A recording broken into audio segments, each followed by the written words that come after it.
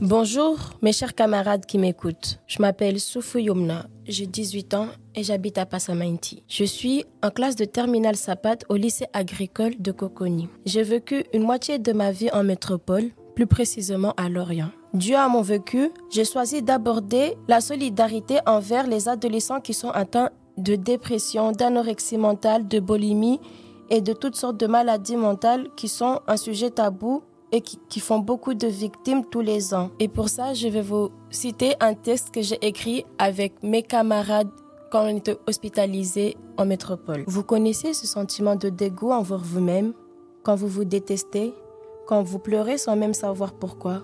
Vous ne pensez qu'à une chose, la mort. C'est la dépression qui a fait son apparition. Si vous préférez, c'est Deb. Elle va tout faire pour que vous soyez tous les jours mal dans votre peau. Elle va vous faire connaître toutes les choses horribles que vous pouvez faire à votre corps. Elle va vous faire connaître la mutilation, la drogue. Elle va aussi vous présenter toutes ses amies comme Perry qui représente la paranoïa. Perry te fera croire qu'il y a des personnes qui te parlent.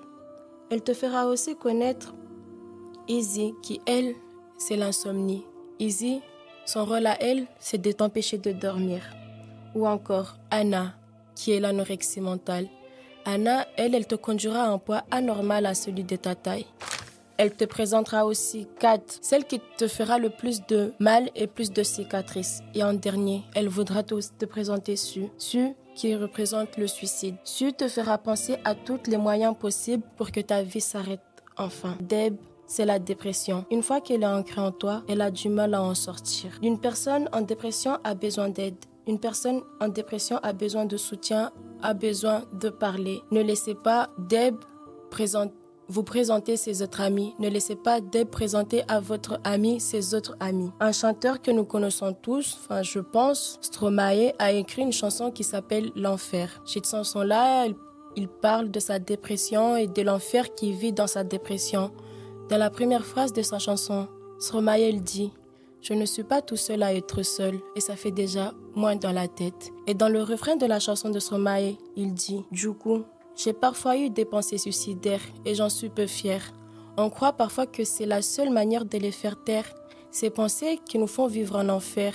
Ces pensées qui nous font vivre en enfer. » Mes chers camarades qui m'écoutez, le conseil que je souhaiterais vous donner aujourd'hui, c'est de prendre soin de vous. Et si vous pensez que un jour ou l'autre, Deb vient toquer à votre porte, avant d'ouvrir sa porte, allez d'abord toquer à la porte d'une autre personne pour lui demander si oui ou non vous pouvez ouvrir la porte à Deb.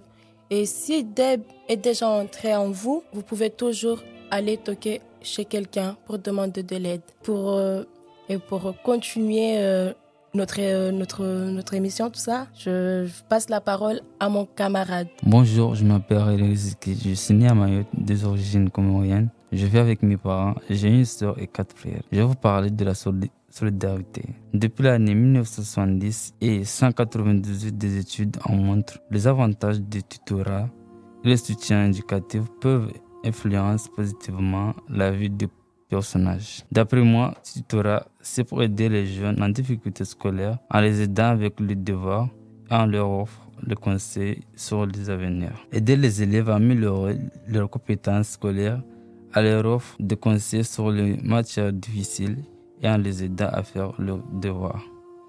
Encourager la confiance et son autonomie et les compétences scolaires des jeunes, ce qui peut les aider à mieux s'intégrer dans leur environnement scolaire. Fournir les informations sur les différentes carrières et aider les élèves à définir leur ambiance professionnelle et leurs objectifs des études. Comme à Mayotte, il y a beaucoup d'élèves qui ont besoin de cette aide-là et il y a peu d'établissements qui ont des bénévoles pour aider les jeunes dans leurs études. À Mayotte, il faut que chaque établissement ait des bénévoles pour aider les élèves qui ont des difficultés scolaires pour l'avenir. J'ai terminé, je vais passer la parole à mon camarade.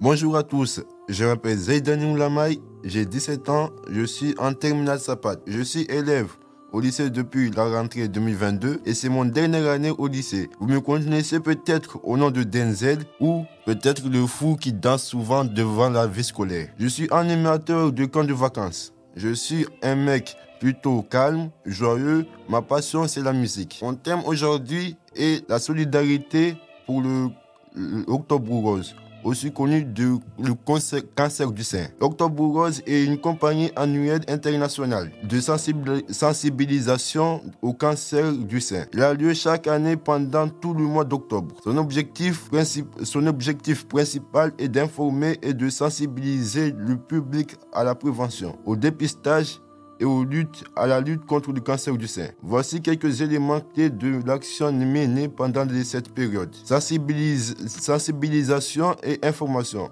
Ils sensibilisent des gens à se dépister et des fois ils confèrent des ateliers, des actions et des locales sont organisées pour informer le public sur les facteurs de risque, l'importance du dépistage et des avancées dans les recherches contre le cancer du sein. Le collecte de fonds. Les entreprises, des associations et des célébrités vendent des produits roses, des t-shirts, des rubans, bracelets, etc.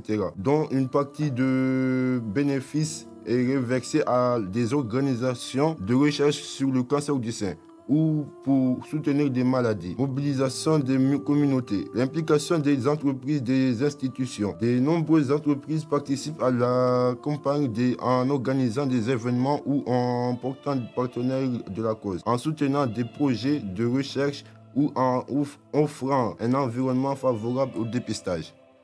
Donc, pour votre bien et celui de votre proche, il faut se dépister. Et je passe la parole à ma camarade. Bonjour à tous, je me nomme Sharafou Rachida. Je suis une élève de lycée agricole de Coconi. Actuellement en classe de terminale Sapat. Je suis d'origine Mayotte. Je réside actuellement dans la commune de Koungou. Je suis née à Mayotte. J'ai pas pu obtenir la nationalité française. J'ai déjà déposé un dossier au tribunal judiciaire de Kaweni. Je suis réfugiée à cause de mes parents qui n'ont pas de titre de séjour. C'est avec un profond sentiment de compréhension et de peine que j'aimerais partager avec vous aujourd'hui. Je souhaite vous parler de la solidarité, un sujet qui me tient particulièrement à cœur. Tout d'abord, je veux vous parler de la solidarité. C'est quand les gens s'entendent et se soutenir, surtout dans des moments difficiles. C'est être là pour les autres quand ils ont besoin. C'est partager et montrer la compassion des gens vulnérables. Cela peut être sous forme d'action, comme donner la nourriture ou donner des vêtements à ceux qui ont besoin. En gros, c'est un esprit de communauté et de partage. Les conflits, les persécutions et les catastrophes naturelles obligent de nombreuses personnes à quitter leur pays pour chercher un refuge ailleurs, comme à Mayotte. Accueillir ces personnes qui fuient des situations difficiles et dangereuses est essentiel car elles cherchent la sécurité, la vie meilleure et un avenir plus stable, motivées par l'espoir et le courage. Aider les réfugiés est crucial car ce sont des personnes qui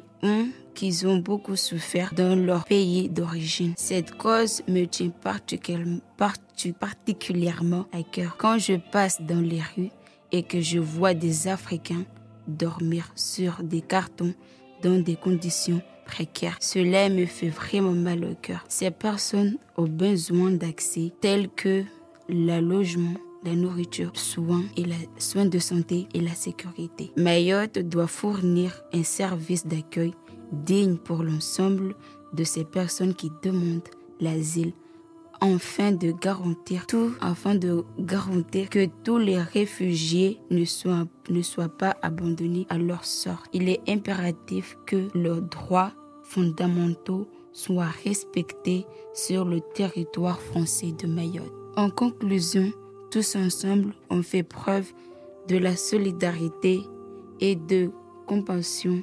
Nous pouvons créer un monde où chaque, y compris les réfugiés, trouvent leur place, la sécurité, l'espoir qu'ils méritent. Merci beaucoup de votre compréhension et continuez ensemble à défendre les droits et la dignité de chaque être humain. Merci à tous de nous avoir écoutés et n'oubliez pas, ici c'est Coconi.